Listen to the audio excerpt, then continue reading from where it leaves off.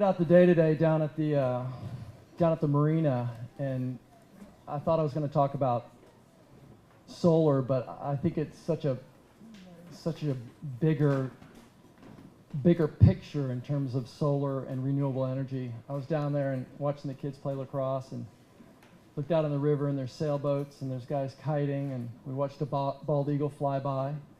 And then driving home, I see guys steelhead fishing down the river. And then driving through town, you see all these people. You can tell they're just so excited to be in Hood River. And it's amazing for me to be a part of that whole thing. This is what I dreamed of coming from Houston, Texas. I mean, this is the dream. I didn't belong there. I knew I didn't belong there. I quested to get out. The day I graduated from college, I went straight west. And it was for this kind of exposure, this kind of opportunity to just be involved with people who care about the kind of things that I care about. So I've had the opportunity the last 20 years building, the last 10 years with renewable energy to participate and to evolve into things that have really brought me a lot of passion. I feel very, very fortunate. Renewable energy is kind of a new thing for me. I feel like I was a disciple to Todd LaFay for 8 years. I walked next to Todd. Here for Todd. Always. I felt like a great spectator, a passionate fan, but not really a participant. And Todd, through every single day of his life, did things in a way that I didn't even really get. I didn't understand the passion. I didn't understand the commitment. I just kind of fed on it and enjoyed being part of it, but never really participated. And I finally put a solar system on my house last fall. And it's like that's when everything clicked for me. It's like I've started up other people's solar systems for 10 years. But until I did it on my house, it felt like for the first time, I'm producing something. It's like I was a farmer. I started to appreciate farmers. Anyone who grows anything or produces anything, it was like, finally, I'm starting to get a glimpse of what that's like. And I became a born-again renewable energy guy, you know? And everybody that argues it or says anything about it, you just think they're kind of stupid, because it's like, it's renewable. And I just find myself going, why do I have to argue this? Especially now it makes financial sense, but it's a renewable resource. We don't have any other real renewable resources. Solar is it. So when I was installing my solar system, you want to back up one? This is our roof, and so our kids, you know how it is if you guys have teenage kids.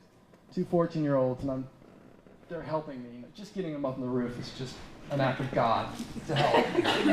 And then they get up there, and it's like, it's the first time they've ever seen solar panels. Like I've been doing this for 10 years, and they're just like, wow, what do these do? What's going on? I'm confused. What's going on? And I'm like, well, these guys here, the sun hits them, and then they make electricity. And so then I found myself, you can do the next slide, I turned around, and I'm like, see, there's another one. And this is from, I'm sorry, is that better? This is to the north. There's another solar system right there. And then I looked over to the north here, and I'm like, oh, and there's another one there across the street. And then you look a little farther, and I'm like, oh, there's a garden. That has something to do with solar too, but we won't get into that with them. So then oh, look, there's another solar system there. So then we look down the street, and I'm like, oh, here's an organic cherry farm. There's some garlic going on here. We've got blueberries here. We've got Hood River Organics there. We've got another solar system there. And I'm like, wow. I'm like, this is the grid. This is the grid. I felt like I was the first one to come up with this. I'm like, this is the grid. We got to feed the grid. And I started thinking about that, and I'm like, God, I got to coin this. This is an amazing phrase. Feed the grid. We need bumper stickers. Feed the grid. And I realized the grid is not about electricity, the grid is about everything. It's community, it's food, it's electricity, it's everything that binds us. And I started to think, well, what are the things that have to do with the grid that make sense to me? What can I teach my kids? And the first one was community, giving to your community, feeding the grid. The second was food. Look at where we live. Nothing but great food. Feed the grid. The third one is electricity. We all need energy. Feed the grid. I have a construction company, and it's awesome. I love building stuff, but we don't feed the grid. We do nothing but take from the grid. So this helps me feel better about what I'm doing. It's feeding the grid. And there's so many ways without having to spend a bunch of money to feed the grid. It can be taking less from the grid, making it easier to become more sustainable, which is a word that Todd LaFay kind of explained to me a couple of weeks before he died. He's down in his basement, and of course, he's asking me all these questions about what I'm doing. And I was talking about a house that I was building, and I said, you know, solar hot water, photovoltaics, I don't know if we can fit it in the budget, and blah, blah, blah, blah, blah. And he gave me this look like I was a complete idiot. And Todd was more patient than anybody with the argument over renewable energy. He would argue all night long, but he would respect you. He would shake your hand. He would smile with any controversy. He looked at me like, have you not been paying attention? Have you not heard or seen anything that I've done? He's like, you cannot even utter the word sustainable without production.